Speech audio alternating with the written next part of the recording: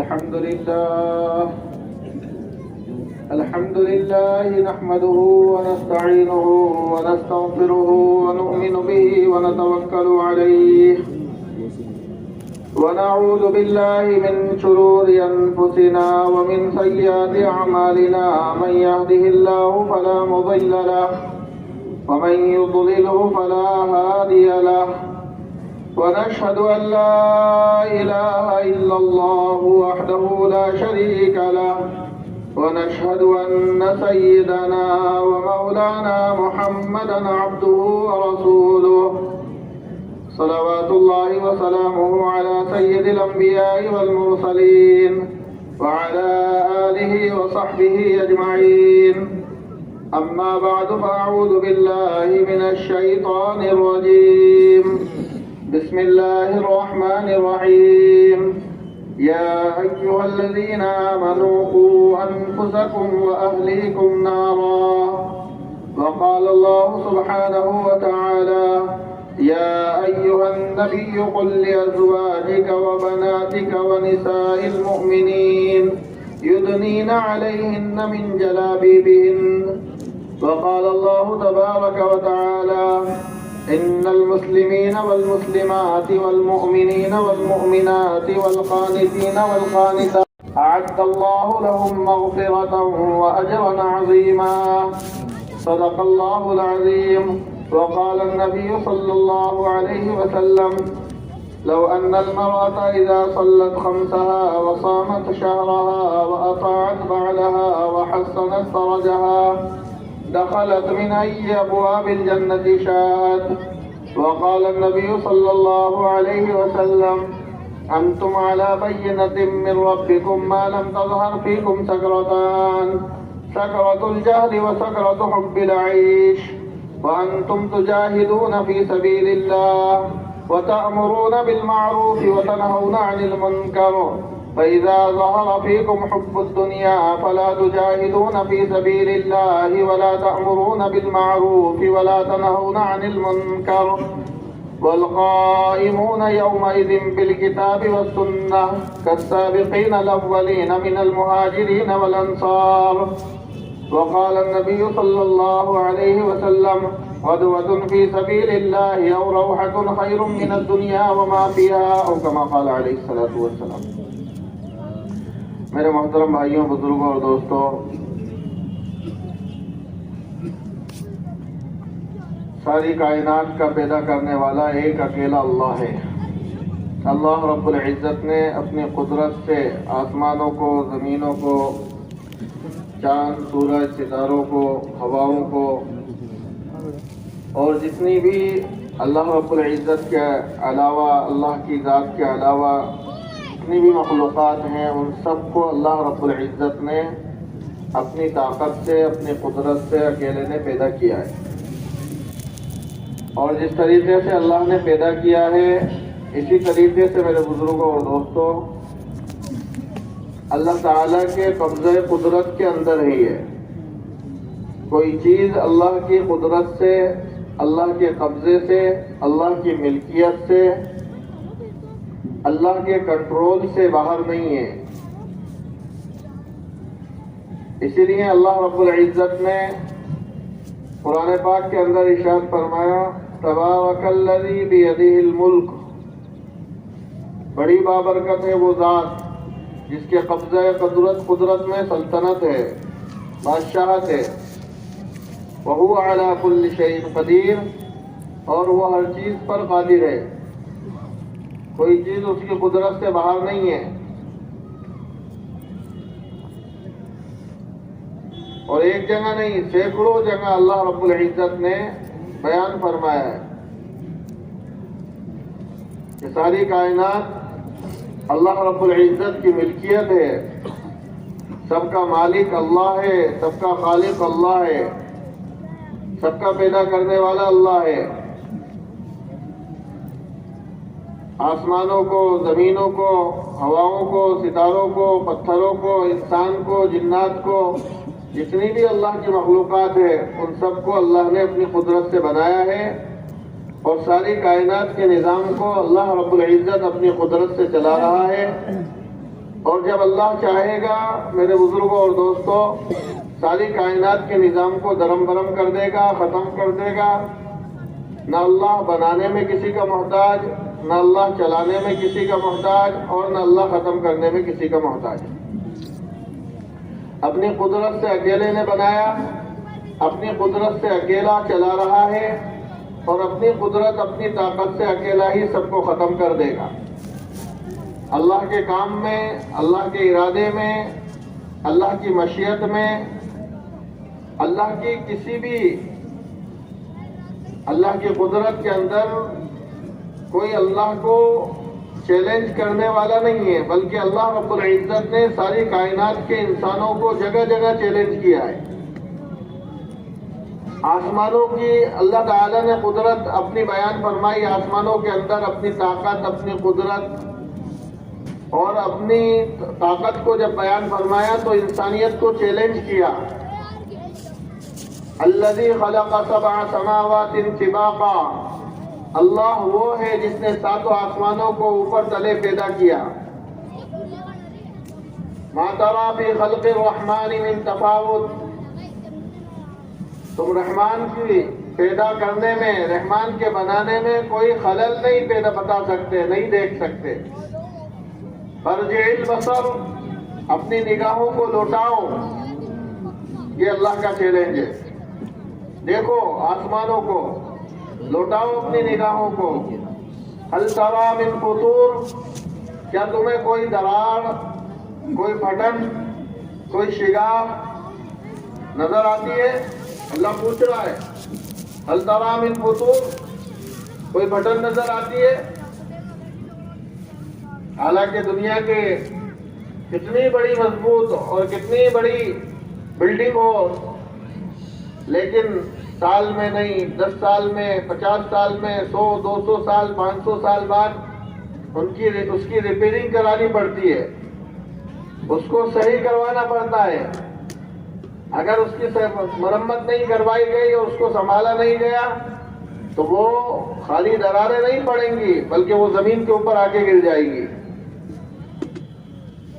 کیسی بڑی عمارت ہو اور کیسی مضبوط عمارت ہو اور کتنے ہی زیادہ سمجھدار انجینئر نے بنائی ہو، لیکن اس میں بار بار مرمت کروانی پڑتی ہے، اس کو بار بار صحیح کروانا پڑتا ہے۔ لیکن اللہ نے آسمان کو بنایا اور بغیر کسی ستون کے اللہ نے اس کو جمایا اور ٹکایا۔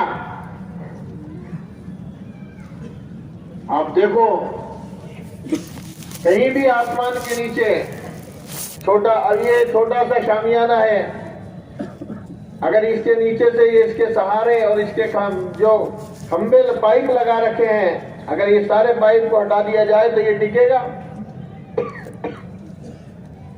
یہ ہوا میں نہیں ٹک سکتا، سہارے کی ضرورت ہے۔ چھوٹی سی چھت آدمی ڈلواتا ہے کمرے کی، اس کے لیے بھی نیچے دیواریں کھڑی کرنی پڑتی ہیں، اس پر وہ چھت ڈلتی ہے۔ کوئی فیکٹری بنوا رہا ہے، کوئی کارخانے بنوا رہا ہے، کوئی ملیں بنوا رہا ہے، کوئی جھوپڑی ڈال رہا ہے، لیکن اس کے لیے اس کے سہارے کی ضرورت ہے۔ اس کے لیے نیچے پلر لگانے پڑتے ہیں، دیواریں کھڑی کرنی پڑتی ہیں، اس کے اوپر وہ چھت ٹکتی ہے۔ اللہ تعالیٰ اپنی قدرت کو بتا رہا ہے، الذی خلق سبع سماوات طباقا، اللہ وہ ہے جس نے 7 آسمانوں کو اوپر تلے بغیر کسی پلر، بغیر کسی ستون، بغیر کسی دیوار کے قائم کیا، پیدا کیا۔ اور جب سے پیدا کیا ہے آج تک، اور جب تک اللہ چاہے گا اس وقت کے لیے اللہ کا یہ چیلنج ہے ساری دنیا کے انسانوں کو۔ آدم علیہ السلام سے لے کر قیامت تک آنے والا آخری انسان، اللہ سب سے کہہ رہا ہے فرجع البصر هل تری من فطور، اپنی نگاہوں کو لوٹاؤ اور دیکھو، کیا تمہیں کوئی پھٹن نظر آتی ہے؟ کوئی دراڑ، کوئی شگاف، کوئی خلل، کوئی چھید نظر آتا ہے؟ ثم ارجع البصر، پھر دیکھو، دوبارہ دیکھو، سیبارہ دیکھو، کرتین، بار بار دیکھو، تمہاری آنکھیں فیل ہو جائیں گی، دوربینیں فیل ہو جائیں گی، جس سے چاہو دیکھو۔ ينقلب الیک البصر خاسئا وهو حسیر، تمہاری نگاہیں لوٹ کر ذلیل ہو کر، رسوا ہو کر واپس لوٹیں گی، لیکن اللہ کی قدرت میں، اللہ کی طاقت میں، اللہ کی مخلوق کو اللہ کی بڑائی میں کوئی کمی نکال نہیں سکتی۔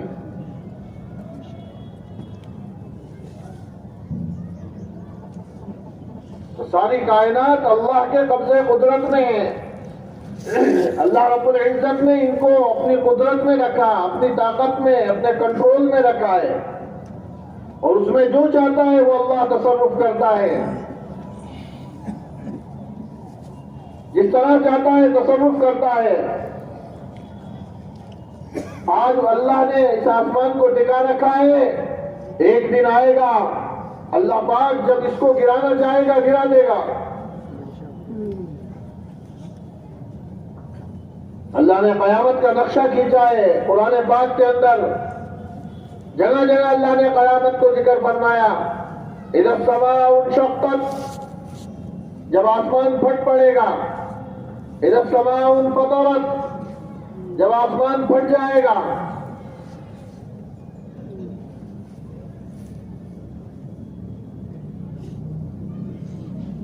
وانشقت السماء فهي يومئذ واهية، آسمان پھٹ جائے گا اور اس دن بہت ہلکا ہوگا، فرشتے اس کے کناروں پر چلے جائیں گے، والملک علی ارجائها، فرشتے آسمان کے کناروں پر ہوں گے۔ آج اللہ نے اس کو تھام رکھا ہے، اللہ چاہے گا اس کو پھاڑ دے گا، قیامت برپا کر دے گا، ختم کر دے گا سب کچھ۔ آج نظام کو چلا رہا ہے، ساری کائنات کے کارخانے کو اللہ نے سنبھال رکھا ہے، نظام چلا رہا ہے، ایک دن آئے گا اللہ اس کارخانے کے نظام کو تتر بتر کر دے گا، ختم کر دے گا۔ اپنی قدرت سے کوئی اس کو روک نہیں سکتا، کوئی اس کو ٹوک نہیں سکتا۔ انما امرہ اذا اراد شیئا ان یقول له کن فیکون، اس کا حکم تو یہ ہے کہ جب وہ کچھ بھی کرنا چاہتا ہے، بڑا کام چھوٹا کام کچھ بھی کرنا چاہتا ہے، تو اس کو کرنے کے لیے طاقت ہے، اور یہ ہونا بھی ہمیں سمجھانے کے لیے ہے، ورنہ اللہ کا تو ارادہ ہی کافی ہے، اللہ کا تو ارادہ ہی کافی ہے۔ تو جس اللہ نے یہ ساری کائنات کے نظام کو چلایا، پیدا کیا، چلا رہا ہے، اسی اللہ نے مجھے بھی، آپ کو بھی، ساری دنیا کے انسانوں کو پیدا کیا ہے۔ وہی ہمارا مالک ہے، وہی ہمارا خالق ہے، اسی نے ہمیں جسم دیا، اسی نے ہمیں صحت دی، اسی نے ہمیں جسم کے اعضاء دیے، ہمیں صحیح سالم بنایا، تندرست بنایا۔ اللہ نے ہر ایک نعمت ہمارے اوپر ہمیں دی ہے، عطا فرمائی۔ میرے بزرگوں، اللہ رب العزت نے کیوں پیدا کیا ہمیں؟ کیا چاہتا ہے اللہ ہم سے؟ کیوں بھیجا اللہ نے دنیا میں؟ اللہ کا ارادہ کیا ہے؟ ہم کوئی کام بے مقصد بغیر کسی غرض کے نہیں کرتے۔ اللہ نے ہمیں دنیا میں کیوں بھیجا ہے؟ کیوں پیدا کیا اللہ نے؟ اس لیے اللہ رب العزت خود فرما رہا ہے، افحسبتم انما خلقناکم عبثا، کیا تم یہ گمان کرتے ہو کہ ہم نے تمہیں یوں ہی بیکار بنا دیا، یوں ہی بیکار پیدا کر دیا؟ کوئی مقصد نہیں ہے تمہارے دنیا میں آنے کا، بس آؤ، کھاؤ، کماؤ، شادیاں کرو، بچے پیدا کرو، مر جاؤ، صرف یہی کام ہے تمہارا؟ کہ نہیں، اللہ نے بیکار پیدا نہیں کیا ہے، ایک مقصد ہے دنیا میں آنے کا۔ دنیا کے ہر انسان کے دنیا میں آنے کا، چاہے وہ مرد ہو یا عورت ہو، امیر ہو یا غریب ہو، پڑھا لکھا ہو یا ان پڑھ ہو، شہری ہو یا دیہاتی ہو، ہر ایک کے آنے کا ایک بڑا مقصد ہے، اور وہ مقصد اللہ رب العزت کی عبادت ہے اور اللہ رب العزت کی معرفت ہے۔ وَمَا خَلَقْتُ الْجِنَّ وَالْإِنسَ إِلَّا لِيَعْبُدُونَ، اللہ خود فرما رہا ہے کہ میں نے انسان کو، جنات کو صرف اپنی عبادت، اپنی بندگی کے لیے بنایا ہے۔ ہمارے آپ کے آنے کا مقصد کھانا کمانا نہیں ہے، مکان بنانا، بیلنس جمع کرنا نہیں میرے بزرگوں، مقصد یہ نہیں ہے۔ مقصد اللہ کو پہچاننا ہے، اللہ کی بندگی کرنا ہے، اس کی اطاعت کرنا ہے، اس کی فرما برداری کرنا ہے، اس اللہ کو راضی کرنا ہے۔ یہ ہمارا مقصد ہے دنیا میں آ کر کے، دنیا میں آنے کا۔ اللہ نے اس لیے پیدا کیا ہے، اللہ یہ چاہتا ہے کہ میرا ہر بندہ، میری ہر بندی میرا بندہ بن کر زندگی گزارے، میری بندی بن کر زندگی گزارے، اور میری بندگی کے ساتھ اللہ یہ چاہتا ہے میری بندگی کے ساتھ یہ زندگی گزارتا ہوا میرے پاس آ جائے۔ ہم سب اللہ کے غلام ہیں، ہم سب اللہ کے بندے ہیں۔ اللہ موسیٰ علیہ السلام سے کہہ رہا ہے اننی اللہ لا الہ الا انا فاعبدنی، کہ موسیٰ میں ہی اللہ ہوں، میرے سوا کوئی معبود نہیں ہے۔ اننی اللہ، میں ہی اللہ ہوں، لا الہ الا انا، میرے سوا کوئی معبود نہیں ہے۔ لہذا جب میں ہی اللہ ہوں اور میرے سوا کوئی معبود نہیں ہے، معبودنی، تو میری ہی بندگی کرو، میری ہی عبادت کرو، میرے سامنے جھکو، مجھ سے مانگو، جو بھی سوال کرو، جو بھی مانگنا ہو، دنیا آخرت کا بڑا سے بڑا مسئلہ، چھوٹے سے چھوٹا مسئلہ، جو بھی مانگنا ہو مجھ سے مانگو۔ اسی لیے سورہ فاتحہ کے اندر ہم کیا کہتے ہیں؟ ایاک نعبد و ایاک نستعین، اے اللہ ہم تیری ہی عبادت کرتے ہیں اور تجھی سے مدد مانگتے ہیں، تیرے سامنے جھکتے ہیں، تیری عبادت کرتے ہیں، تیری بندگی کرتے ہیں، اور اس بندگی پر جو بھی مانگنا ہوتا ہے وہ تجھی سے مانگتے ہیں۔ نہ یہ سر تیرے غیر کے سامنے جھکتا ہے اور نہ یہ ہاتھ تیرے علاوہ کے سامنے پھیلتے ہیں، کہ یہ سر بھی تیرے سامنے جھکے گا اور یہ ہاتھ بھی تیرے سامنے پھیلیں گے۔ نہ سر تیرے علاوہ کے سامنے جھک سکتا ہے اور نہ ہاتھ تیرے علاوہ کے سامنے پھیل سکتے ہیں۔ ایاک نعبد و ایاک نستعین، اے اللہ ہم تیری ہی عبادت کرتے ہیں، وَإِيَّاكَ نَسْتَعِينُ، اور تجھی سے مدد مانگتے ہیں۔ کون سی مدد؟ اے اللہ تو ہمیں راستہ دکھا۔ کون سا راستہ؟ اهْدِنَا الصِّرَاطَ الْمُسْتَقِيمَ، ہمیں ہدایت دے، قائد کی ہدایت، صراط المستقیم، سیدھے راستے کی ہدایت دے دے، سیدھا راستہ دکھا دے، سیدھے راستے پر چلا دے، سیدھے راستے پر کھڑا فرما دے اور سیدھے راستے کی ہدایت دے دے۔ اور سیدھا راستہ کون سا راستہ ہے جو ہم نے اختیار کر رکھا ہے؟ میں نے، آپ نے، مردوں نے، عورت نے، تاجر نے، مزدور نے، کاشتکار نے، کھیتی باڑی کرنے والے نے، سرکاری جو ہے ملازموں نے نہیں میرے بزرگوں، سیدھا راستہ وہ راستہ ہے جو راستہ محمد رسول اللہ صلی اللہ علیہ وسلم کا راستہ ہے، جو راستہ انبیاء علیہ السلام کا راستہ ہے۔ اس کو مانگتے ہیں اہدنا الصراط المستقیم، اے اللہ ہمیں ہدایت دے سیدھے راستے کی۔ کون سے راستے کی؟ صراط الذین انعمت علیہم، ان لوگوں کا راستہ جن پر تو نے انعام کیا ہے۔ وہ لوگ کون ہیں؟ من النبیین والصدیقین والشہداء والصالحین، وہ نبیوں کا راستہ، وہ انبیاء کا راستہ، وہ صدیقین کا اور شہداء اور صالحین، تیرے نیک فرما بردار بندوں کا راستہ ہے۔ ہم جن کے راستوں پر چل رہے ہیں، آج مسلمان ہیں، اللہ رسول کا کلمہ پڑھنے والے، اللہ رسول کو ماننے والے،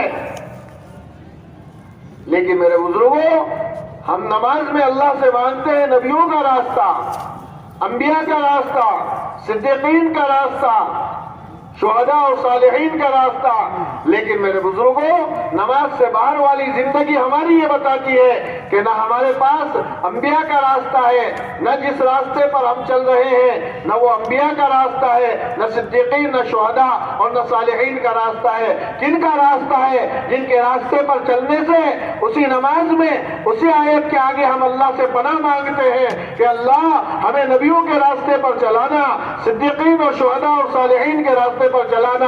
غیر المغضوب علیہم ولا الضالین، ان لوگوں کے راستے پر مت چلانا جو گمراہ ہو گئے، جو بھٹک گئے اور جن پر تیرا غضب نازل ہوا، تیرا غصہ اور تیرا قہر نازل ہوا. اے اللہ ان کے راستے پر ہمیں کبھی مت چلانا. جو گمراہ ہیں، جن پر تیرا غضب اور قہر اور غصہ اترا ہے، ان کے راستے پر ہمیں مت چلانا. یہ نماز میں ہم اللہ سے کہتے ہیں، لیکن راستہ انہی کا اختیار کر رکھا ہے. سوچے ہم میں سے ہر ایک سوچ لے کہ جو مانگتے ہیں اس پر چل رہے ہیں یا نہیں چل رہے، اور جن سے پناہ مانگتے ہیں ان سے بچ رہے ہیں نہیں بچ رہے. ہمارا لباس، ہماری شادیاں، ہمارا مرنا، ہمارا جینا، ہمارا کھانا، ہمارا سونا، ہماری تجارتیں، ہمارے بازار، ہمارے کاروبار، ہماری منڈیاں، ہمارا ہر کام میرے بزرگوں اور دوستوں غیر المغضوب علیہم ولا الضالین کا راستہ ہے. جن کا ساتھ، جن کا راستہ، جن پر چلنے سے، جن کی اتباع سے ہم اللہ کی پناہ مانگ رہے ہیں اور عملاً انہی کے راستے پر چل رہے ہیں، عملاً انہی کے راستے پر چل رہے ہیں. اس لیے میرے بزرگوں، یہ محنت، یہ جوڑ، یہ اجتماعات، یہ نقل و حرکت، یہ اللہ کے راستے کا خروج، یہ مردوں کا خروج، مستورات کا خروج، یہ اسی لیے ہے تاکہ ہم اللہ سے جو مانگ رہے ہیں اللہ ہمیں اس پر چلا دے، اور جس سے پناہ مانگ رہے ہیں اللہ ہمیں اس سے بچا لے. اسی لیے ساری محنت کا مقصد، ساری محنت کا لب لباب یہی ہے میرے بزرگوں، اس کے علاوہ کچھ نہیں ہے کہ اللہ ہمیں ہدایت دے دے، اللہ ہم سے راضی ہو جائے. اللہ ساری دنیا کے مسلمانوں سے اور ساری انسانیت کو ہدایت دے کر اللہ سب سے راضی ہو جائے. یہی کام کا مقصد ہے. اسی لیے جوڑ ہوتے ہیں، اسی لیے 4 مہینے، چلے، 5 ماہ، 2 ماہ، 3 دن، مردوں کے خروج، مستورات کا خروج، ساری محنت کا مقصد یہی ہے. ہم خود کامیاب ہوں، ہمارے گھر والے کامیاب ہوں، ہم اللہ کے نیک فرما بردار بندے ہم بنے اور ہمارے گھر والے اللہ کے نیک فرما بردار بندے بنے. جیسے انسان پر، ہم پر ہماری ذات کی فکر کرنا ضروری ہے، اسی طریقے سے میرے بزرگوں ہمارے لیے ضروری ہے کہ ہم اپنے گھر والوں کی فکر کریں. بڑوں کی، بچوں کی، مردوں کی، عورتوں کی، ہر ایک کی فکر ہر ایک کے ذمہ واجب ہے. ہر ایک کی فکر ہر ایک کے ذمہ واجب ہے. اللہ نے حکم دیا ہے، یا ایھا الذین آمنوا قوا انفسکم واہلیکم نارا، اے ایمان والو اپنے آپ کو، اپنے گھر والوں کو جہنم کی آگ سے بچاؤ. ابھی تو گرمی شروع نہیں ہوئی ہے، مارچ چل رہا ہے، اپریل، مئی، جون، لیکن ہماری حالت کیا ہو رہی ہے ابھی سے ہی؟ سردی ابھی گئی ہے اور گرمی ابھی آئی نہیں ہے، لیکن حالت کیا ہو رہی ہے ہم سب کو پتا ہے. پھر مئی جون میں کیا ہوگا، اور پھر جہنم کی آگ کا کیا ہوگا. یہ جو گرمی پڑتی ہے نا دنیا کے اندر، یہ جہنم کی آگ ایک سانس لیتی ہے، صرف جہنم ایک سانس لیتی ہے. سردی اور گرمی، ایک ٹھنڈا سانس اور ایک گرم سانس. جب ٹھنڈا سانس لیتی ہے تو دنیا میں سردی پڑتی ہے، اور جب گرم سانس لیتی ہے تو دنیا میں گرمی پڑتی ہے. جب اس کے ایک سانس کی یہ حالت ہے کہ ہم جون اور مئی جون کے مہینے میں ننگے پیر زمین کے اوپر کھڑے نہیں ہو سکتے، 10 منٹ کھڑے ہو کر جائیں، فل چلچلاتی دھوپ کے اندر ہم بے ہوش ہو کر کے گر جائیں، چکر آ جاتے ہیں. میرے بزرگوں اس آگ سے بچنے اور بچانے کا اللہ حکم دے رہا ہے، اس پوری آگ کا کیا ہوگا. اس آگ کے ایک سانس میں اتنی گرمی کہ ناقابل برداشت ہو جائے، تو پھر وہ آگ کیسی ہوگی؟ اللہ اس کے لیے کہہ رہا ہے۔ ہمیں دنیا کی گرمی سے بچنا آسان لگتا ہے، ہم دنیا سے اتنی گرمی سے بچتے ہیں، آنے سے پہلے فکر کرتے ہیں۔ روزانہ ہر آدمی کے منہ سے کچھ نہ کچھ سننے میں آتا ہے۔ کبھی کوئی کہتا ہے صاحب اے سی کی مرمت کروانی پڑے گی، پچھلے سال جو ہے کولر چھید ہو گیا تھا، نیا کولر لانا پڑے گا۔ وہ سارے گھروں میں تو آ بھی گئے، کیوں؟ دنیا کی گرمی سے بچنے کے لیے۔ آخرت کی گرمی سے کون بچے گا؟ کون فکر کرے گا؟ اللہ حکم دے رہا ہے، یا ایھا الذین آمنو، اے ایمان والو، اے کلمہ پڑھنے والو، او اللہ کو اللہ ماننے والو، قوا انفسکم، بچاؤ اپنے آپ کو، بچاؤ اپنے آپ کو۔ جسے گرمی سے بچا رہے نا، ٹین والا فکر کرتا ہے کہ چلو سردی تو نکل گئی، لیکن گرمی میں ٹین میں کیسے برداشت ہوگی؟ لہذا گرمی آنے سے پہلے کوئی نہ کوئی جگاڑ کرو، چھت ڈلواؤ یا کوئی دوسرے انتظام کرتا ہے، کیوں؟ گرمی سے بچنے کے لیے۔ اللہ نے یوں نہیں کہا کہ دنیا کی گرمی سے بچو، دنیا کی آگ سے بچو۔ اللہ کہہ رہا ہے قوا، اپنے آپ کو بچاؤ، وَأَهْلِيكُمْ، اپنے گھر والوں کو بچاؤ، اپنے کو بھی بچاؤ۔ آدمی اپنے لیے نہیں کرتا، خود کے لیے نہیں کرتا، اپنے گھر والوں کے لیے کرتا ہے۔ کولر کس کے لیے لاتا ہے؟ اے سی کس کے لیے لگواتا ہے؟ چھت کس کے لیے ڈلوا رہا ہے؟ پنکھا کس کے لیے لگوایا؟ کہ صرف اپنی ذات کے لیے کہ نہیں، میری بیوی، میرے بچے، میرے ماں باپ، میرے بہن بھائی سب اس سے فائدہ اٹھائیں، سب گرمی سے بچیں، سب نقصان سے بچیں۔ میں تو گھر میں اس لیے پنکھا لایا ہوں، میں تو اس لیے فریج اور کولر اور اے سی لے کر کے آ رہا ہوں تاکہ گرمی کے نقصان سے میرے گھر کا ایک ایک فرد بچے۔ جیسے دنیا کی گرمی کے نقصان سے ہم اپنے آپ کو، اپنے گھر کے ایک ایک فرد کو بچاتے ہیں، اللہ کی قسم اللہ بھی یہی کہہ رہا ہے، قوا انفسکم وأهلیکم نارا، خود بھی بچو، اپنے گھر والوں کو بھی بچاؤ۔ کہاں سے؟ نارا وقودها الناس والحجارہ، ایسی آگ سے جس کا ایندھن دنیا کے اندر جو گرمی پڑتی ہے، دنیا کے اندر جو آگ ہوتی ہے، اس کا ایندھن لکڑیاں ہوتی ہے، اس کے ایندھن کوئلے ہوتے ہیں، اس کا ایندھن پتھر، اس کا ایندھن کاغذ کے پٹھے ہوتے ہیں۔ لیکن جہنم کی آگ کا جو ایندھن ہوگا وہ لکڑیاں نہیں ہوں گی، وہ کوئلے نہیں ہوں گے، وہ کاغذ اور پٹھے نہیں ہوں گے۔ اللہ فرما رہا ہے ایسی آگ سے بچاؤ جس کا ایندھن انسان اور پتھر ہوں گے۔ قودها الناس والحجارہ، کہ جس کا ایندھن انسان اور پتھر ہوں گے۔ انسانوں کو ڈال ڈال کر کے، پتھروں کو ڈال ڈال کر کے اس آگ کو بھڑکایا جائے گا۔ اسی لیے اللہ نے 29ویں پارے کے اندر فرمایا اذا القوا فیہا سمعوا لہا شہیقا وہی تفور، کہ جب کسی کو، کسی بھی جماعت کو، کسی بھی گروہ کو، جب انسانوں کو جہنم میں ڈالا جائے گا تو وہ اس کی دھاڑ کی آواز سنیں گے۔ اذا القوا فیہا سمعوا لہا، کہ جب ڈالا جائے گا تو اس کی دھاڑنے کی، چیخنے کی، جہنم کی چیخ کی اور جہنم کی دھاڑ کی آواز سنیں گے۔ وہی تفور، اور وہ جوش مار رہی ہوگی۔ تکاد تمیز من الغیظ، ان قریب ہے کہ غصے کی وجہ سے پھٹ جائے۔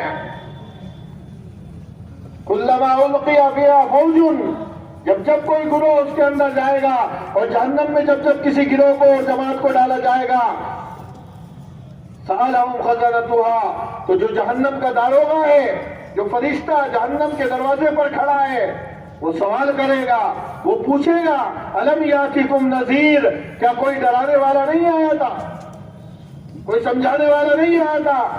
کوئی بتانے والا نہیں آیا تھا کہ مرنا ہے، اللہ کے سامنے جانا ہے، قبر میں سوال ہوں گے، جواب دینا پڑے گا، اللہ کے سامنے کھڑا کرے گا اللہ، ساری زندگی کے بارے میں اللہ ایک ایک سے پوچھے گا۔ یوم یقوم الناس لرب العالمین، ساری دنیا کا انسان رب العالمین کے سامنے کھڑا ہوگا، اللہ ہر ایک سے پوچھے گا، ہر ایک سے سوال کرے گا، کیا تمہیں کسی نے بتایا نہیں تھا؟ ڈرایا نہیں تھا قبر سے، حشر سے، جہنم سے، محشر کی ذلت اور رسوائی سے؟ کسی نے سمجھایا نہیں؟ الم یاتکم نذیر، کوئی ڈرانے والا نہیں آیا، کوئی سمجھانے والا نہیں آیا۔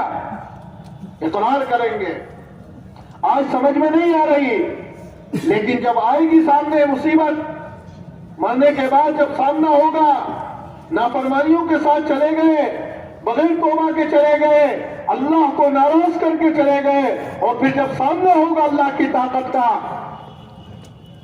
میرے بزرگوں، اس وقت آدمی کہے گا بلا قد جاءنا نذیر، کیوں نہیں آئے تھے ہمارے پاس سمجھانے والے، ڈرانے والے آئے، سمجھانے والے آئے، جنہوں نے ہمیں ہر طرح سے سمجھانے کی کوشش کری، ہمیں بتایا کہ دیکھو دنیا کی زندگی ہمیشہ کے لیے نہیں ہے۔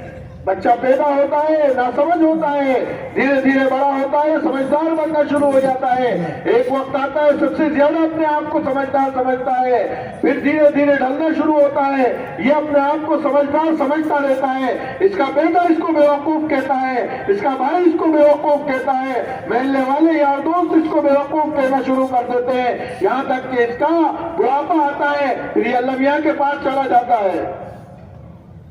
ہمیں سمجھایا تھا کہ جیسے آیا ہے ویسے جانا ہے، کچھ نہیں جائے گا ساتھ میں، خالی ہاتھ آئے تھے، خالی ہاتھ جائیں گے، عمل جائے گا، اچھے عمل یا برے عمل جیسے کیے ہوں گے ویسے عمل اپنے ساتھ جائیں گے۔ ہمیں سمجھاتے تھے سمجھانے والے، بلا قد جاءنا نذیر، کیوں نہیں آئے تھے ہمارے پاس، ڈرانے والے آئے۔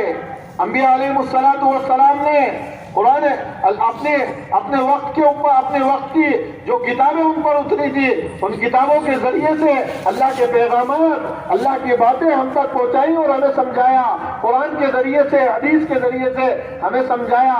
ہم نے کیا کیا؟ ہم نے اللہ کے سامنے اقرار کریں گے، فَكَذَّبْنَا وَقُلْنَا مَا نَزَّلَ اللَّهُ مِن شَيْءٍ، ہم نے جھٹلا دیا، ہم نے تکذیب کر دی۔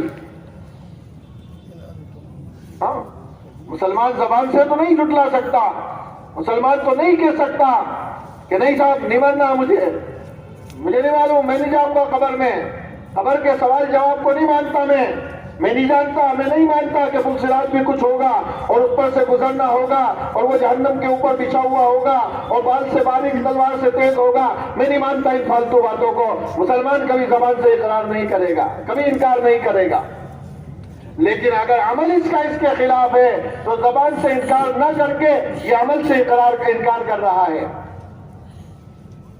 عمل سے انکار کر رہا ہے، عمل سے جھٹلا رہا ہے یہ مرنے کو، عمل سے جھٹلا رہا ہے یہ قبر میں جانے کو، عمل سے جھٹلا رہا ہے قبر کے سوال اور جواب کو، عمل سے جھٹلا رہا ہے پل صراط کو اور اللہ کے سامنے کھڑا ہونے کو اور جنت اور جہنم کے حق فیصلے کو، یہ اپنے عمل سے جھٹلا رہا ہے اگر اس کی زندگی میں عمل نہیں ہے۔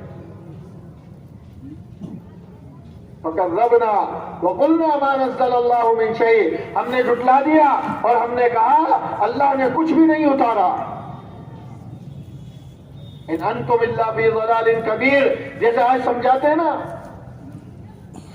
آج جاتے ہیں بیچارے ساتھی، جاتے ہیں خوشامدیں کرتے ہیں، دروازے کھٹکھٹاتے ہیں، تھوڑیوں میں ہاتھ ڈالتے ہیں، خندہ پیشانی کے ساتھ، مسکراتے چہرے کے ساتھ، اس کو جو حیثیت میں بھی اس سے نیچا، علم میں بھی اس سے نیچا، مال میں اس سے نیچا، اس کی تھوڑی میں ہاتھ ڈال کے کہتے ہیں میرے بھائی اللہ کے لیے اللہ کے گھر میں آ جا، نماز پڑھنا شروع کر دے، اللہ کے راستے میں نکلو، دین زندگی میں داخل کرو، سمجھاتے ہیں۔ اور یہ اس کے گھر میں بیٹا نہیں سنتا، بیوی نہیں سنتی، روزانہ بیوی سناتی ہے اور یہ ان کو سناتا ہے، ارے جاؤ میاں، بڑے آئے سمجھانے والے، سب پتا ہے، سب معلوم ہے، ہمیں سب جانتے ہیں، ہمیں سب معلوم ہے۔ ہاں،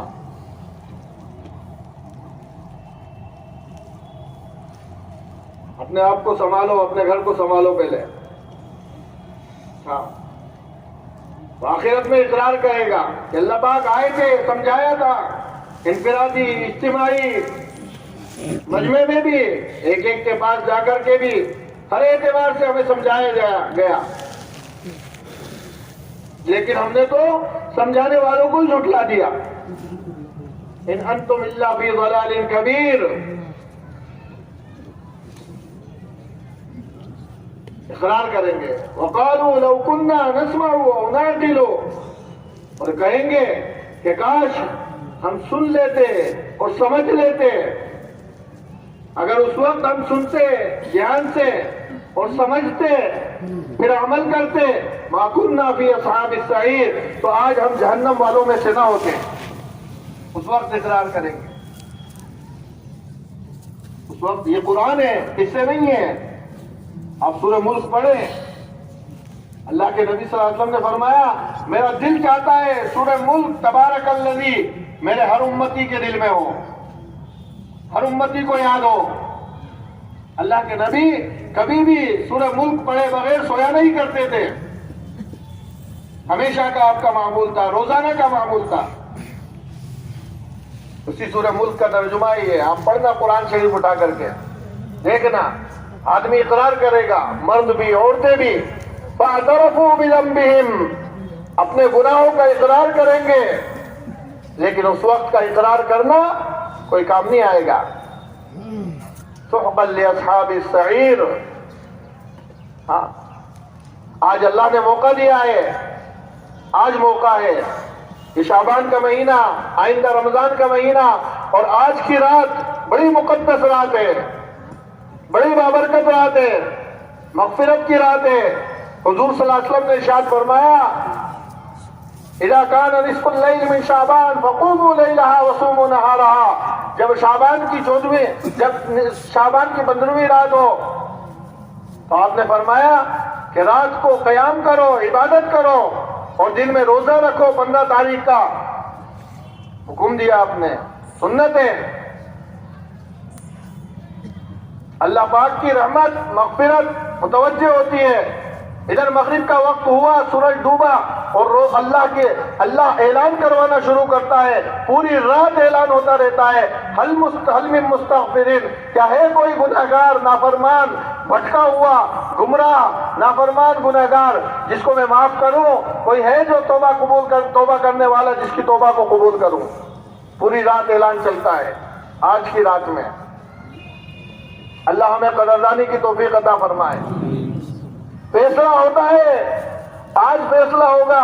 ہم میں سے بہت سارے پچھلے سال تھے جنہوں نے پچھلے سال شب برات ہمارے ساتھ تھے، وہ شب برات میں ہمارے ساتھ فجر پڑھی، ظہر پڑھی، عصر پڑھی، مغرب پڑھی، عشاء پڑھی، رات کو اللہ کے سامنے قیام کیا، تسبیح تلاوت میں مشغول رہے، رونے دھونے میں مشغول رہے، لیکن ان کو پتہ نہیں تھا کہ آج ہم اللہ کی عبادت کر رہے ہیں، اور وہی اللہ آج کے اس سال کے مردوں کی فہرست میں ہمارا نام ڈال رہا ہے۔ فیصلہ ہوتا ہے، لسٹ تیار ہوتی ہے، فہرست بنتی ہے، کون مرے گا، کون پیدا ہوگا، کس کو کتنا رزق ملے گا، سب اللہ میاں تیار کرواتے ہیں اس رات کے اندر۔ اس لیے اس رات کو کہا گیا ہے فیہا یفرق کل امر حکیم، فیصلے کی رات ہے۔ ہم موٹر سائیکلوں پر سڑکوں پر گھومتے ہیں، ادھر ہماری موت کا فیصلہ ہو جاتا ہے۔ اللہ کے نبی علیہ السلام نے فرمایا آپ کثرت سے روزہ رکھا کرتے تھے اس مہینے کے اندر، ہر سال روزہ رکھتے تھے پورے مہینے کا شعبان کا، اور کبھی کبھی اکثر مہینے کا رکھا کرتے تھے۔ جب وجہ پوچھی گئی تو اللہ کے نبی علیہ السلام نے فرمایا کہ اس رات کے اندر اللہ میاں پورے سال مرنے والوں کی فہرست تیار کرتے ہیں۔ میرا دل چاہتا ہے جب میرا نام سال میں مرنے والوں کی فہرست میں آئے تو میں روزے دار ہوں، روزے دار ہوں۔ یہ مقدس مبارک راتیں ہیں، آنے والا رمضان کا مہینہ ہے۔ اللہ پاک بے شمار لا تعداد بندوں کو اس رات کے اندر جہنم سے خلاصی عطا فرماتا ہے۔ ایک دو کو نہیں، 100 200 1000 2000 لاکھ 2 لاکھ کروڑ 2 کروڑ کو نہیں، بلکہ لا تعداد بندوں کو جہنم سے خلاصی۔ شب برات کیوں کہتے ہیں اس کو؟ ہم نے تو نام ہی بگاڑ دیا، ہم نے تو شب رات کر دیا۔ شب کے معنی بھی رات اور رات کے معنی بھی رات، کیا ترجمہ ہوا دیکھو، رات رات ہم نے بگاڑ دیا۔ اصل ہے نام شب براءت۔ شب براءت، براءت کے معنی آتے ہیں چھٹکارے کے۔ برات کہتے ہیں نجات کو، برات کہتے ہیں آزادی کو، براءت کہتے ہیں خلاصی کو، رہائی کو۔ اللہ کیا مطلب ہے شب براءت کا؟ شب براءت کا مطلب ہوتا ہے کہ یہ رات آزادی کی رات ہے، یہ رات چھٹکارے کی رات ہے، یہ رات خلاصی کی رات ہے، یہ رات قیدیوں کی آزادی کی رات ہے، رہائی کی رات ہے۔ اللہ اپنے بے شمار بندوں اور بندیوں کو اس اکیلی رات میں جہنم سے آزادی، خلاصی، رہائی اور نجات عطا فرماتا ہے۔ یہ ہے شب براءت، اس لیے اس کو شب براءت کہا جاتا ہے۔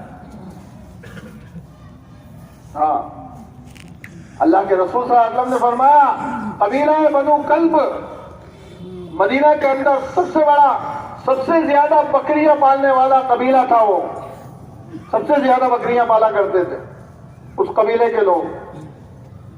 آپ نے فرمایا قبیلہ بنو کلب کی بکریوں کے بالوں کی تعداد سے کے برابر اللہ پاک اس رات میں اپنے بندوں کو، بندیوں کو جہنم سے آزادی عطا فرماتے ہیں۔ اپنے بندوں بندیوں کو اس رات میں جہنم سے آزادی عطا فرماتے ہیں۔ اللہ ہمیں قدردانی کی توفیق عطا فرمائے۔ ورنہ بہت سارے محروم ایسے بھی ہوتے ہیں جن کے پاس، جن کے سامنے شب برات بھی آتی ہے، شب قدر بھی آتی ہے، رمضان بھی آتے ہیں، رمضان کے دن، رمضان کی راتیں سب چلی جاتی ہیں، لیکن ان کی مغفرت نہیں ہوتی، مغفرت نہیں ہوتی۔ اور خود حضور صلی اللہ علیہ وسلم نے ارشاد فرمایا اللہ اپنے اس رات میں اللہ اپنے بندوں کو، بندیوں کو معاف فرماتا ہے، مغفرت فرماتا ہے، سوائے 5 قسم کے لوگوں کو اللہ معاف نہیں فرماتا۔ چاہے وہ کتنا ہی روزے دھوئیں، چاہے وہ کتنی عبادت کریں، چاہے وہ رات کو قیام کریں، دن میں روزہ رکھیں، اللہ ان کو ایک طرف کر دیتا ہے، ان کو ابھی روکو، ان کی مغفرت نہیں ہوگی جب تک کہ ان برائیوں سے یہ توبہ نہ کر لیں۔ نیت کرو، اللہ نہ کرے اگر ہم میں سے کوئی ان میں ملوث ہے، آج اسی وقت توبہ کریں گے انشاءاللہ۔ ابھی توبہ کرنا ہے مغرب کا وقت آنے سے پہلے، تاکہ اللہ پاک ہمیں اپنی مغفرت کرنے والے بندوں اور بندیوں میں شامل فرما لے۔ ہاں، اگر ان میں سے ایک برائی بھی اگر رہ گئی ہمارے اندر، میرے بزرگوں، مغفرت سے محرومی ہو جائے گی۔ اور اس رات میں مغفرت نہ ہونا تو پھر کب ہوگی مغفرت؟ کب ہوگی؟ کون سا دن آئے گا؟ کون سی رات آئے گی جس میں ہم اللہ سے معافی مانگیں گے اور اللہ ہمیں معاف کرے گا؟ 5 قسم کے لوگ ہوتے ہیں جن کو اللہ پاک اس رات میں معاف نہیں کرتا۔ اللہ کے نبی علیہ السلام نے فرمایا سب سے پہلا مشرک ہے جس کو اللہ معاف نہیں کرتا، شرک کرنے والا۔ اور شرک کا مطلب یہ نہیں ہے، خالی یہی نہیں ہے، وہ تو بہت بڑا ہے۔ اگر کوئی اللہ کے ذات کے ساتھ کسی کو بھی چاہے کسی انسان کو یا کسی جاندار چیز کو یا بے جان کو، اگر اللہ کے ساتھ کسی بھی اس کی ذات میں یا صفات میں شریک مانتا ہے، اس نے اللہ کے ساتھ شرک کیا ہے، وہ مشرک ہے۔ اللہ مشرک کی مغفرت نہیں کرے گا۔ ہاں، خالی یہی نہیں، جن کو ہم سمجھتے ہیں برادران وطن، جن کی عبادت کرتے ہیں وہی مشرک ہوتے ہیں۔ مسلمان کی زندگی میں شرک بڑا پڑا ہے۔ جنازے کی نماز پڑھتے نہیں پڑھتے؟ جنازہ چاہے کسی کا بھی ہو، مرد کا، عورت کا، گنہگار کا، فرمانبردار، نافرمان، یہاں تک کہ اگر کسی ولی کا جنازہ بھی ہوگا، صحابی کا جنازہ ہوگا، نبی کا جنازہ بھی ہوگا، جنازے کی نماز کا ایک طریقہ ہے، کھڑے کھڑے نیت باندھو اور کھڑے کھڑے سلام پھیر دو۔ آپ نے دیکھا ہے کبھی کسی جنازے کی نماز پڑھنے میں، چاہے کسی بھی مسلک کے ہو، کہ اس میں رکوع کیا ہو یا سجدہ کیا ہو؟ وہ بھی تو نماز ہے، کیوں نہیں ہوتا رکوع؟ کیوں نہیں کرتے اس میں سجدہ؟ اس لیے نہیں کرواتا اللہ پاک کہ دیکھو یہ چاہے نبی ہے، یہ چاہے ولی ہے، یہ ولیہ ہے، ابھی اس کا جسم سامنے ہے لیکن اس کے سامنے جھکنے کی ہم ابھی اجازت نہیں دے رہے. جب یہ قبر کے اندر مٹی کے نیچے چلا جائے گا اس وقت اس کے سامنے جھکنے کی کہاں اجازت ہوگی. کاش کے مسلمان سمجھ لے. ہاں اللہ اس کی اجازت نہیں دے رہا. کھڑے کھڑے نیت باندھنا ہے اور کھڑے کھڑے سلام پھیرنا ہے. رکوع کی بھی اجازت نہیں ہے، سجدہ تو بہت دور کی بات ہے. ہاں تو مشرک کی اللہ معاف نہیں، مشرک کو اللہ معاف نہیں کرے گا. اور دوسرا مشاہین جس کو اللہ معاف نہیں کرے گا وہ دوسرا مشاہین ہے، اس کی مغفرت نہیں ہوگی. دل میں کینہ، کپٹ، حسد، جلن، بغض، نفرت، یہ جس کے دل کے اندر حسد ہو اللہ اس کو معاف نہیں کرے گا. آپس کے تعلقات توڑنے والا، رشتہ داری ختم کرنے والا، بھائی بھائی سے لڑا ہوا ہے، باپ بیٹے سے لڑا ہوا ہے، سالوں ہو گئے، برسوں ہو گئے، اللہ کے لیے چھوٹے بن جائے، معافی مانگ لے.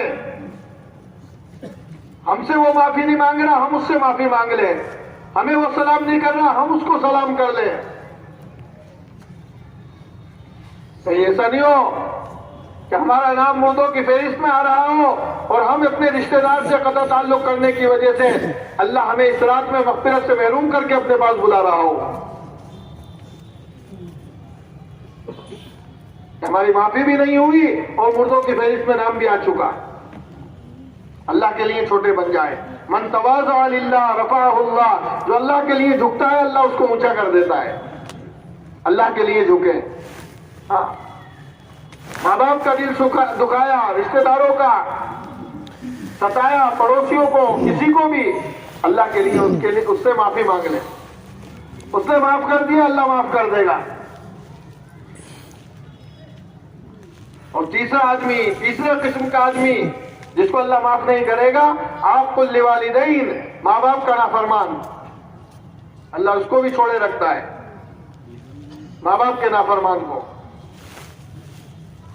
ماں باپ کو ستانے والے کو، ماں باپ کا دل دکھانے والے کو.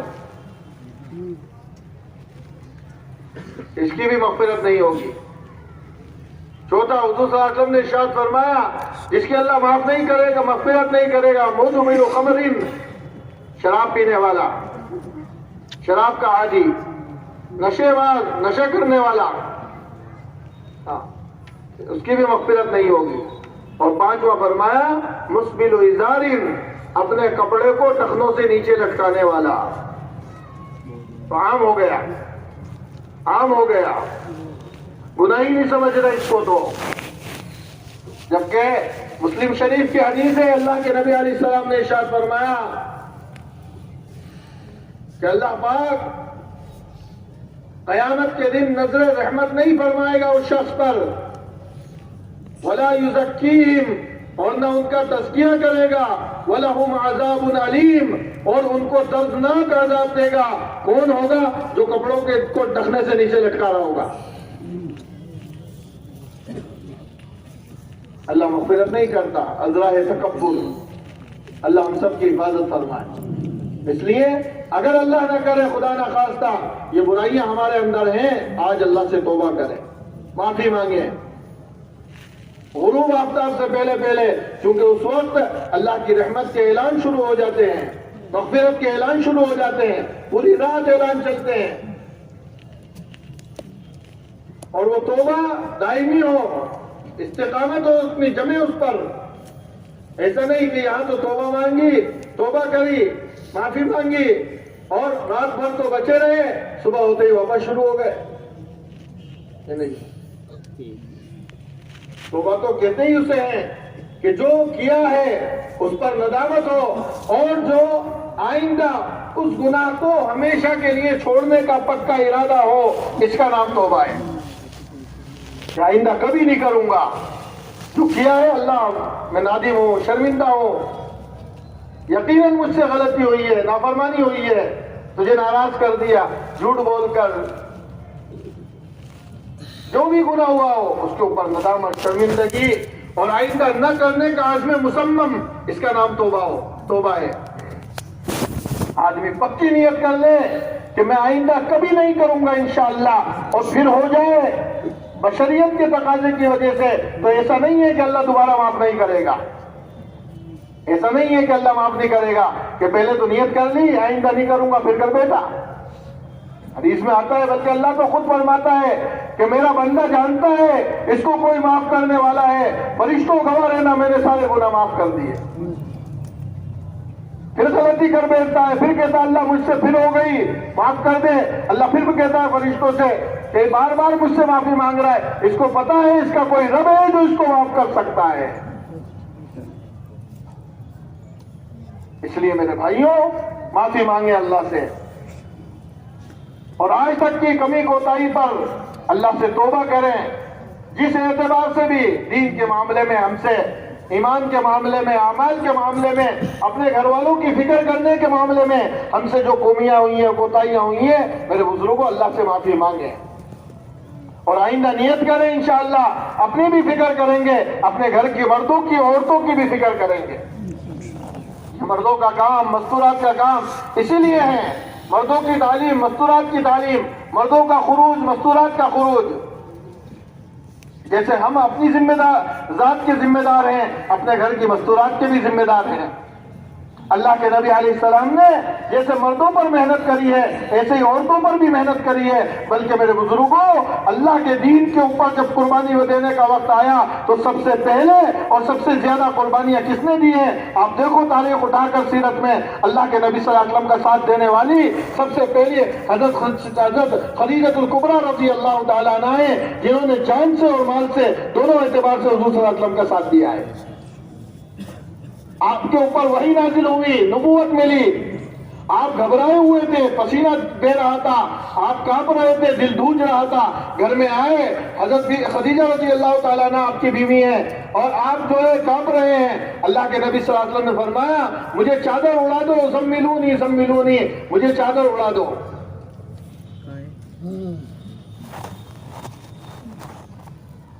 کون تھا گھر میں سوائے بیوی کے؟ بیوی نے پوچھا کیا بات ہو گئی؟ فرمایا لقد خشیت علی نفسی، آج تو مجھے جان جانے کا خطرہ ہو گیا تھا، اپنی جان ہی نہیں چلے جائے میری۔ اس طرح کا فرشتہ اس نے مجھے بھیجا، دبوچا، پھر چھوڑا، پھر کہا پڑھو۔ بار بار بھیجنے دبوچنے کی وجہ سے مجھے تو ایسا لگ رہا تھا جیسے آج میری جان چلی جائے گی۔ آج کل کی بیوی ہوتی تو کیا کہتی؟ اجی کوئی جنات ونات تو نہیں آ گیا کہیں؟ دکھاؤ کسی بابا کو، چلنا میرے ساتھ، میرا بھائی جانتا ہے، وہ دم کر دیں گے، تعویذ بنا کے دے دیں گے، بوتل میں پانی پہ دم کر کے دے دیں گے، آپ پی لینا، کیا پتا کوئی جنات آ گیا ہو۔ لیکن وہ تھیں، کیا فرمایا؟ کلا واللہ ما یخزیک اللہ ابدا، ہرگز نہیں، آپ کیسی بات کر رہے ہیں؟ آپ کیسے تھوڑی جا سکتے ہیں؟ اللہ آپ کو ایسے کیسے رسوا کر دے گا؟ اللہ آپ کو ایسے کیسے ذلیل کر دے گا؟ اللہ آپ کو ایسے کیسے ضائع کر دے گا؟ انک لتصل الرحیم وتحمل الکل وتکسب المعدوم وتقری الضیف وتعین علی نوائب الحق، آپ تو ایسے ایسے کام کرتے ہیں، آپ کے اندر یہ خوبیاں، یہ صفات، یہ کمالات جن کا کوئی کمانے والا نہیں ہو، ان کو آپ کما کر دیں، مہمان کی میزبانی آپ کریں، پچھڑوں کو آپ ملائیں، کمزوروں کی آپ مدد کریں، آپ کے اندر اتنی خوبیاں، اور اللہ آپ کو ایسے ضائع کر دے گا؟ کیسے ہو سکتا ہے؟ یہ گھر والی کہہ رہی ہے۔ کون کہہ رہی ہے؟ گھر والی کہہ رہی ہے، اور خود نے تسلی دی۔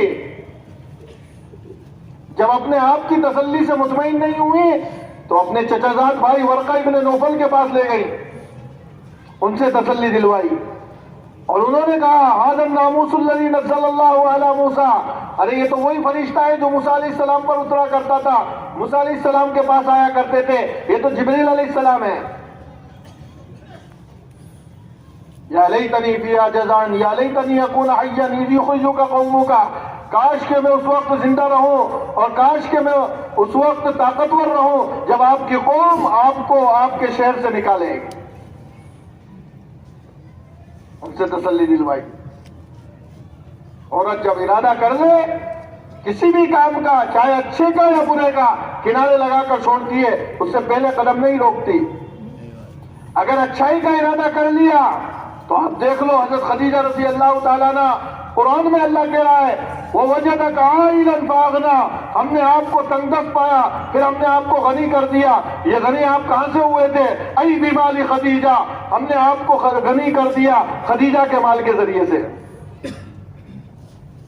سارے مکہ والوں کے پاس جتنا مال تھا، آدھا مال صرف حضرت خدیجہ رضی اللہ تعالیٰ عنہ کے پاس تھا. پورے مکہ کے اتنی بڑی مالدار تھی، لیکن اللہ کے دین کے لیے سب کچھ لگا دیا، سب کچھ لگا دیا، سارا قربان کر دیا آخرت کے لیے، اللہ کے بندوں کی ہدایت کے لیے. اپنی آخرت سنور جائے، اللہ کا ایک ایک بندہ اللہ کی نافرمانی سے، اللہ کے غصے سے، جہنم سے بچ جائے، اس کے لیے اپنا سارا مال لگا دیا. اللہ کے نبی کے قدموں میں نثار کر دیا سارے مال کو. آج مزاج بدلے ہوئے ہیں، اس لیے آدمی کماتا کماتا بیل بنا ہوا ہے، گدھے کی طرح صبح سے شام تک جو ہے گانی کے بیل کی طرح محنت کرتا ہے، لیکن بیوی کے چوچلے پورے نہیں ہوتے، بیوی کے چوچلے پورے نہیں ہوتے. ہاں، کبھی یہ لاؤ جی، کبھی وہ لاؤ جی، میرے فلاں کی شادی، بھائی کی شادی، بھتیجے کی شادی ہے، میں تو 3 دن کے 3 جوڑے پہنوں گی.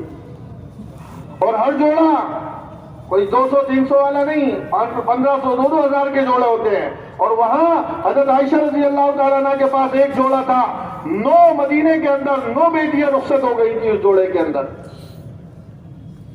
جب مزاج بدلیں گے تو پھر ادھر سے ادھر رخ آئے گا. آج ہم نے ظلم کیا ہے اپنے گھر کی عورتوں پر، ان کو دین نہیں سکھایا، اس لیے وہ ٹینشن بنی ہوئی ہے. ہمارے سر کا درد اس لیے بنی ہوئی ہے کہ ہم نے ان کے دین کی فکر نہیں کری، ان کی آخرت کی فکر نہیں کری. ہم نے ان کو اگر سمجھائے تو ہم نے ان کو اپنی نوکرانی سمجھائے، اگر ہم نے ان کو سمجھائے تو اپنے گھر کی دھوبن سمجھائے، اگر ہم نے ان کو سمجھائے تو باورچن ان کو سمجھائے، اگر ہم نے ان کو سمجھائے تو بھنگن ان کو سمجھائے کہ میرے گھر کی صفائی کر، یہ تیرا کام ہے، میرے کپڑے دھو، یہ تیرا کام ہے، میرا کھانا بنا، یہ تیرا کام ہے، میرے گٹر، میرے لیٹرین باتھ روم دھو، یہ میرے گھر کی بھنگن ہے، تو یہ تیرا کام ہے، اس کے علاوہ کوئی کام نہیں ہے تیرا. یہ اللہ کی بندیاں ہیں، ان کے دین کے بارے میں ہم سے پوچھو گی، ان کے آخرت کے بارے میں ہم سے پوچھو گی، ان بچیوں کے بارے میں ہم سے سوال ہوگا قیامت کے دن. اور یہ ہمارے خلاف کھڑی ہو جائیں گے قیامت کے دن اور اللہ کی بارگاہ میں کہیں گے یہ بچے، یہ بچیاں، انا اطعنا سادتنا وکبراءنا فاضلونا السبیلا، اے ہمارے پروردگار، ہم نے ہمارے بڑوں کی پیروی کی ہے، ہمارے بڑوں نے ہمیں تیرے راستے سے ہٹا دیا، انہوں نے ہمیں گمراہ کیا ہے. آتihim ضعفین من العذاب، ان کو ڈبل عذاب دے اگر ہمیں سنگل عذاب دینا ہے. جن کی دنیا بنانے کے لیے ہم ان کی بھی آخرت اور اپنی بھی آخرت خراب کر رہے ہیں، یہی میرے بزرگوں کل قیامت کے دن ہماری پکڑ کا ذریعہ بن سکتے ہیں. اس لیے ان کو لے کر نکلو اللہ کے راستے میں. 3 دن لگواؤ ان کے، عشرے لگواؤ ان کے، چلے لگواؤ ان کے، پھر دیکھو وہ بچی جس نے کبھی سر پر اوپٹا نہیں اوڑھا ہو، جس نے کبھی جو ہے چادر نہیں ڈالی ہو، انشاءاللہ وہ دن آئے گا کہ یہ بچی سوتے سوتے بھی چہرے پر اور سر پر کپڑا اوڑھ کر کے سوئے گی. ہاں، یہ حضرت فاطمہ رضی اللہ تعالیٰ عنہ کی بیٹی بنے گی، آج مغربی عورت کی بیٹی بنی ہوئی ہے. شرم آتی ہے کیوں غیر آج حجاب کے اوپر کیوں اٹھ رہے ہیں فتوے اور کیوں جو ہے قانون نافذ کیے جا رہے ہیں؟ ہم نے موقع دیا ہے ان کو. ہم ہیں اسلام کے دشمن، ہم ہیں قرآن کے دشمن. سب سے پہلے ہم نے انکار کیا ہے قرآن کی آیات کا اور قرآن کی ہدایت کا. بعد میں لوگ کہتے ہیں کہ صاحب یہ حجاب کون سا مذہب کا حصہ ہے، کون کہہ رہا ہے حجاب اور کون کہتا ہے پردہ یہ مذہب کا حصہ نہیں ہے؟ کیوں نہیں پڑھتے قرآن کو؟ کیوں نہیں سمجھتے ہم قرآن کو؟ یا ایھا النبی قل لازواجک وبناتک ونساء المؤمنین یدنین علیہن من جلابیبہن. یہ کیا ہے اگر قرآن نہیں ہے تو؟ لیکن میرے بزرگوں معاف کرنا، جب مسلمان اسلام پر قائم تھا اور جمع ہوا تھا، کسی کی ہمت نہیں ہوتی تھی اسلام کے خلاف آنکھ اٹھانے کی، انگلی اٹھانے کی. آج اگر اسلام کو بدنام کیا ہے تو مسلمان نے کیا ہے. ہم نے پہلے چھوڑا ہے، بعد میں دوسروں نے انگلیاں اٹھائی ہیں. اسلام کو پہلے ہم نے بلایا، قرآن کو پہلے ہم نے بلایا ہے. ہم مجرم ہیں اللہ کی بارگاہ کے. قیامت کے دن اللہ ہم سے پوچھے گا. اللہ کے نبی علیہ السلام ہمارے سامنے ہوں گے، اللہ کے نبی کی بیٹی ہمارے سامنے ہوں گی. وہ بیٹی جو پلسرات پر قدم رکھیں گی اور اعلان ہوگا پورے محشر کے اندر کہ ساری دنیا کے انسانوں اور جناتوں اپنی نگاہیں جھکا لو، فاطمہ بنت محمد پلسرات پر آ رہی ہیں. اگر آج کی بیٹی بھی حضرت فاطمہ رضی اللہ تعالیٰ عنہ کی بیٹی ہوتی تو دنیا کی کوئی طاقت، دنیا کے اندر کوئی سورما ایسا نہیں تھا جو حجاب پر اور پردے پر انگلی اٹھا سکتا تھا. لیکن کیا حال ہے مسلمان کی بیٹی کا؟ دیکھو مسلمان کی بیوی کو، مسلمان کی ماں کو، مسلمان کی بہن کو سڑک کے اوپر نکل کر شادیوں کے اندر دیکھو، میلوں کے اندر دیکھو. ہم نے چھوڑا ہے پردے کو، بعد میں دوسرے نے اٹھائی انگلی. ہم قصوروار ہیں. مسلمان جب اسلام پر اور ایمان والا جب ایمان پر جمے گا، پھر میرے بزرگوں پھر محنت کرنے کی ضرورت نہیں ہے، پھر دلیلیں دینے کی ضرورت نہیں ہے. صحابہ جب ایمان پر جمے، ان کی تجارت کو دیکھ کر لاکھوں آدمیوں نے کلمہ پڑھا ہے. صرف تجارت کو دیکھ کر کے پورا کا پورا ملک مسلمان ہوا، اسلام کا کلمہ پڑھ لیا. اور آج یہ جو ہو رہا ہے یہ ہماری بے غیرتی کی وجہ سے ہو رہا ہے. ہم اپنے آپ کو مسلمان کہتے ہیں، ہم اپنے آپ کو کہتے ہیں ہم اللہ کے بندے ہیں، ہم محمد رسول اللہ صلی اللہ علیہ وسلم کے امتی ہیں. لیکن ہمارے عمل، کوئی عمل ہمارا نہ حضور سے میل کھاتا ہے نہ صحابہ سے میل کھاتا ہے. معافی مانگے اللہ سے. نیت کرو انشاءاللہ ہم فکر کریں گے اپنے گھر کی بچیوں کی، اپنی بیٹیوں کی، اپنی بہنوں کی، اپنی ماؤں کی. اپنی ذات سے شروع کریں، اپنے گھرانے سے شروع کریں، ان کو اللہ کے راستے میں لے کر نکلیں. یہ وقت لگا کر آئیں گی، خاندان دیندار بنیں گے انشاءاللہ. خاندان، خالی گھر نہیں، خاندان کے خاندانوں میں دین کے فیصلے کرے گا اللہ، ہدایت کے فیصلے کرے گا اللہ. پھر یہ بچی، یہ ماں اپنے بچے کو گود میں سکھائے گی آخرت کیا ہوتی ہے، قبر کیا ہوتی ہے، حشر کس کو کہتے ہیں، اللہ کون ہے، نبی کون ہے، جنت کیا ہے، جہنم کیا ہے، یہ گود میں سکھائے گی بچے کو. مولانا عمر صاحب پالنپوری رحمت اللہ علیہ رات کو سو رہے، کروٹ لے رہے، اور کروٹوں میں کروٹ لیتے لیتے خواب کے اندر محشر قائم ہوا ہے، حساب کتاب شروع ہو گیا اور اللہ میاں کے حساب لے رہے ہیں. یہ خواب میں دیکھ رہے ہیں، بچپن ہے، اور خواب دیکھتے دیکھتے نیندوں میں بڑبڑا رہے اور اللہ سے پناہ مانگ رہے، اللہ حساب میں میری آسانی فرما، میری آسانی فرما، اے اللہ حساب کی سختی سے میری حفاظت فرما. کروٹ لیتے لیتے چارپائی سے نیچے گرے. ماں نے پوچھا بیٹا کیا ہو گیا؟ کہا رات کو آپ نے آخرت سنائی تھی، حشر سنایا تھا، اللہ حساب لے گا آپ نے یہ بتایا تھا، میں تو خواب میں بھی اسی کو دیکھ رہا تھا، میرا حساب شروع ہو گیا اور میں اللہ سے پناہ مانگ رہا ہوں. یہ سکھائیں گی پھر مائیں، پھر لے کے بیٹھیں گی کتاب اور سنائیں گی ان کو صحابہ کے واقعات. پھر یہ بچے جا کر کے ایمان کی دعوت دیں گے، کلمے کی دعوت دیں گے. آج ہمارے گھر اس سے خالی ہیں.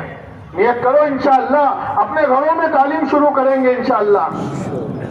کہتے ہوئے برسوں ہو گئے، سالوں ہو گئے، لیکن میرے بزرگوں شروع نہیں ہو رہی. آج نیت کر کے جاؤ انشاءاللہ کہ ہم آج سے ہی اپنے گھروں میں تعلیم کے حلقے قائم کریں گے. قرآن کریم کے سیکھنا سکھانا، کتاب کی تعلیم، یہ اپنے گھروں میں شروع کریں. اللہ، یہ قرآن کے فیصلے ہیں. اللہ قرآن میں اپنے نبی صلی اللہ علیہ وسلم کی گھر والیوں سے کہہ رہا ہے وَاذْكُرْنَ مَا يُتْلَىٰ فِي بُيُوتِكُنَّ مِنْ آيَاتِ اللَّهِ وَالْحِكْمَةِ. یہ کیا ہے؟ وَاذْكُرْنَ مَا يُتْلَى فِي بُيُوتِكُنَّ مِنْ آيَاتِ اللَّهِ، اللہ کی آیتوں میں سے جو تلاوت کی جاتی ہے اس کا مذاکرہ کرو اپنے گھروں کے اندر. کیا ہے اللہ کی آیت ہے؟ قرآن ہی تو ہے. تعلیم کے حلقوں میں قرآن کے حلقے قائم کریں. ماں بیٹی کی قرآن صحیح کرائے، بیٹی ماں کا صحیح کرائے، بھائی بھائی کا صحیح کرائے، باپ بیٹے کا، بیٹا باپ کا صحیح کرائے. تعلیم کے حلقوں میں قرآن کے حلقے ہیں. صفات کا مذاکرہ ہے، مشورہ ہے، روزانہ پابندی کے ساتھ ہوگا. اللہ پاک اس عمل کو ہدایت کا ذریعہ بنائے گا انشاءاللہ. نیت کرو انشاءاللہ، پابندی کے ساتھ انشاءاللہ روزانہ اپنی موجودگی کے اندر تعلیم شروع کریں گے انشاءاللہ. رمضان قریب آ رہے ہیں، فضائل رمضان میں سے پڑھیں تاکہ رمضان کے آنے سے پہلے اتنے روزے کے فضائل ان کو سنائیں، تراویح کے فضائل سنائیں، اعتکاف کے فضائل سنائیں کہ ہمارے اگر اللہ نہ کرے کسی کا یہ ارادہ ہو کہ صاحب گرمی پڑے گی میں کیسے روزے رکھوں گا، 20 رکعت تراویح میں کیسے پڑھ پاؤں گا، 17 تو پڑھی نہیں جاتی. اتنے فضائل سنے وہ رمضان کے آنے سے پہلے کہ وہ مجبور ہو جائے کہ انشاءاللہ میں تو ایک روزہ بھی کبھی نہیں چھوڑوں گا. ہاں، فضائل رمضان کی تعلیم کریں، فضائل قرآن کی تعلیم کریں، بدل کر کے منتخب احادیث سے اور فضائل اعمال اول دوم دونوں حصوں میں سے ہر زبان کے اندر ملتی ہے. اردو میں، انگلش میں، ہندی میں، ساری زبانوں میں کتاب ملتی ہے. کیا جائے گا 200-250 روپے کی کتاب آتی ہے، لے کر کے اپنے گھر پر روزانہ پڑھنا شروع کر دیں. اللہ نے بڑے بڑے بے دینوں کو ان کتابوں کے ذریعے سے، اللہ نے ان تعلیم کے حلقوں کے ذریعے سے اللہ نے دیندار بنا دیا. بلکہ ان کو ہی نہیں، ان کے گھرانے کو، ان کے بچوں کو، بچیوں کو، خاندانوں کو اللہ نے دیندار بنا دیا. اس لیے ہم بھی خود فکر کریں. اپنے علاقے میں جہاں جہاں مستورات کی تعلیم ہوتی ہے ہفتے واری، ہر گھر میں تو ہوتی نہیں ہے. ہمارے بڑوں کی یہ فکر ہے ہر گلی کے اندر ہو، ہر 15-20 مکان کے گھروں جو درمیان کے اندر ہفتے واری تعلیم ہو، اور ہر ہفتے اس گلی کی تمام مستورات پردے کے اہتمام کے ساتھ اجتماعی طور پر ہفتے میں ایک دن جمع ہو.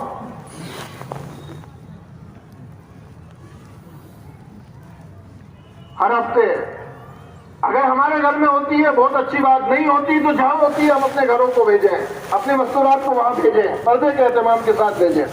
اگر وہ جائیں گی تو انشاءاللہ ہدایت لے کر کے آئیں گی، رحمت لے کر کے آئیں گی، دین لے کر کے آئیں گی، نمازوں کی پابندی لے کر کے آئیں گی، سنتوں کا اہتمام لے کر کے آئیں گی.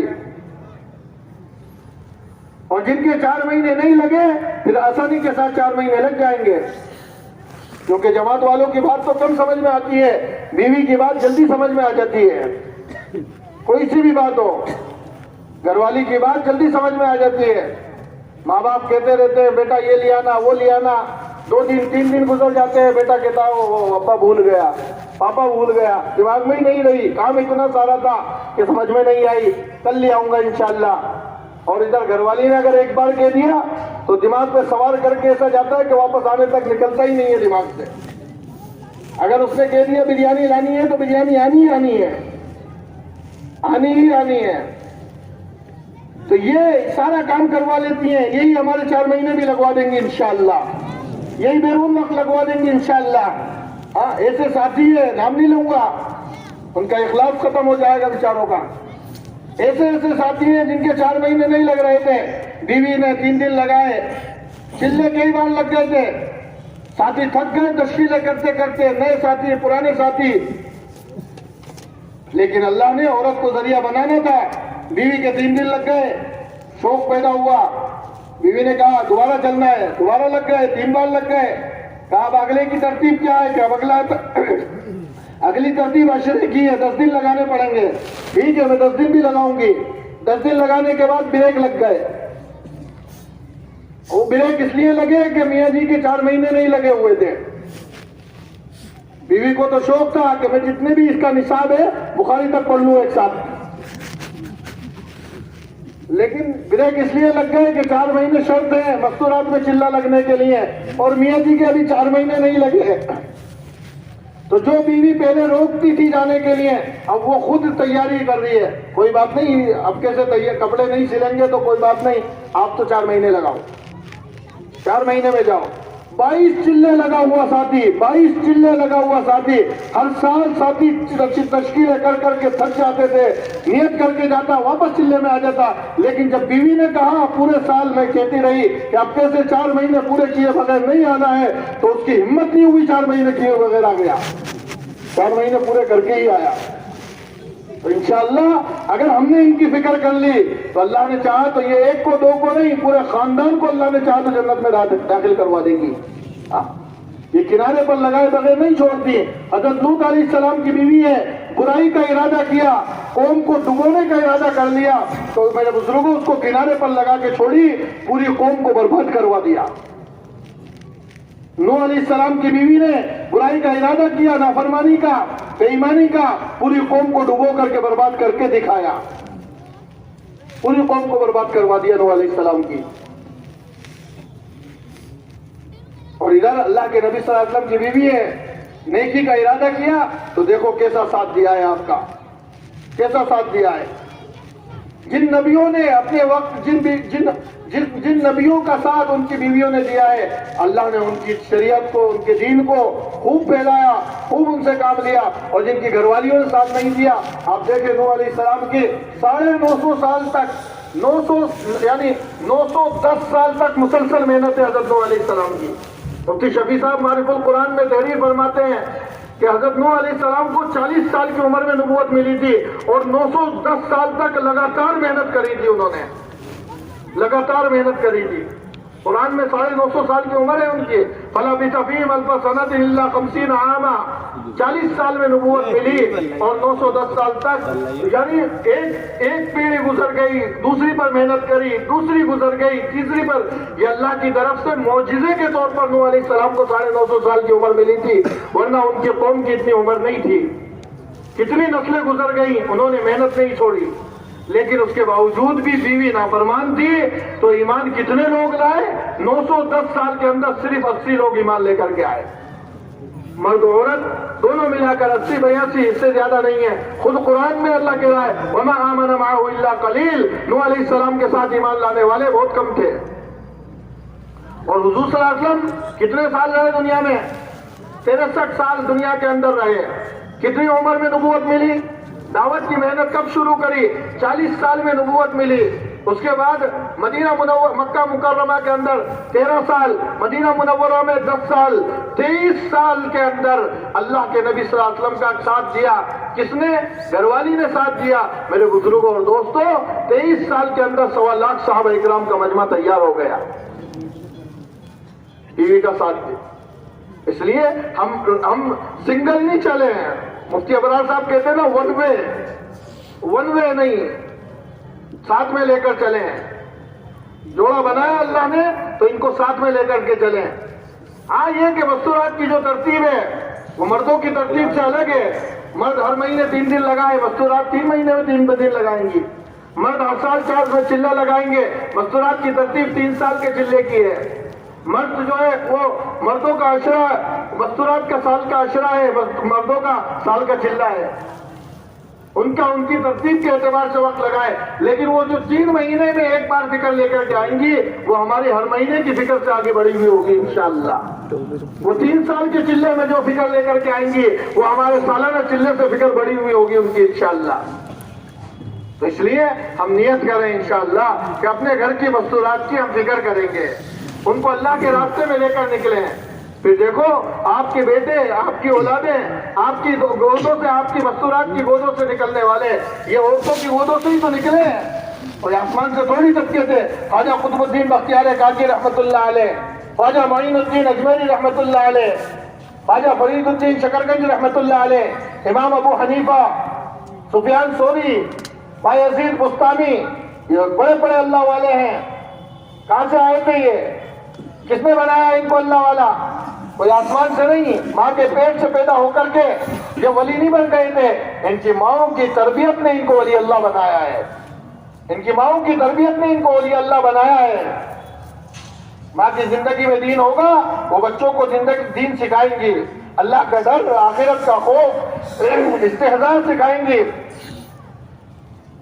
خواجہ قطب الدین بختیار کاکی رحمۃ اللہ علیہ، ماں باپ نے تربیت کری ان کی، اللہ سے تعلق جوڑا ان کا. بچپن کے اندر 15 پاروں کے حافظ نکلے ہیں میرے بزرگوں. ابھی بولنا نہیں آ رہا, زبان سے ہم جملے نہیں نکل رہے, لیکن ماں نے قرآن پاک کی حافظہ تھی. بچے کو پڑھنا جب داخل کرا تو امام صاحب نے, پڑھانے والوں نے جب سننا شروع کیا 15 پاروں کا حافظ, ماں سے پوچھا کیسے حافظ ہوا؟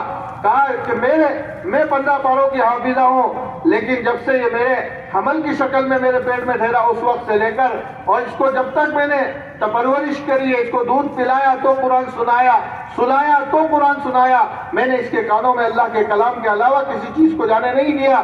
اس لیے اس کی جب زبان کھلی تو یہ 15 پاروں کا حافظ تھا, 15 پاروں کا حافظ تھا. خواجہ معین الدین اجمیری رحمت اللہ علیہ, لاکھوں آدمیوں نے ان کے ہاتھ پر کلمہ کیوں پڑھا؟ کس کی برکت تھی؟ کبھی بغیر بسم اللہ کے ماں نے دودھ نہیں پلایا تھا, کبھی بغیر بسم اللہ کے ماں نے دودھ نہیں پلایا. 2 رکعت پڑھ کر دودھ پلاتی تھی, ان کی برکتیں تھی. آج کی ماں کے تو سر پہ دوپٹہ نہیں ہوتا, گانے گاتے ہوئے بچوں کو دودھ پلا رہی ہے, گالیاں بکتے ہوئے, چغل خوری غیبتیں کرتے ہوئے دودھ پلا رہی ہے. تو ایمان اترے گا اس کے اندر یا گالیاں اتریں گی بچے کے پیٹ کے اندر؟ اس کی زبان لا الہ الا اللہ سے کھلے گی یا اس کی زبان گالیاں بکتے ہوئے کھلے گی؟ اور آج یہی ہو رہا ہے, بچے کی زبان کھلتی ہے, بچہ گالیاں بکتا ہے, اور ماں باپ خوش ہوتے ہیں, ماشاءاللہ ماشاءاللہ ہمارا بچہ بولنے لگ گیا. یہ خوش ہونے کا نہیں, یہ تو رونے کا مقام تھا. اس بچے کی زبان کھلنی تھی اللہ اللہ سے, لا الہ الا اللہ سے, قرآن سے, لیکن آج اس کی زبان کھل رہی ہے کس سے؟ جو ماں باپ کے بول تھے اسی سے اس کی زبان کھل رہی ہے. قیامت کے دن گریبان پکڑے گا یہ بچہ, اور یہ بیوی ہمارا پکڑے گی.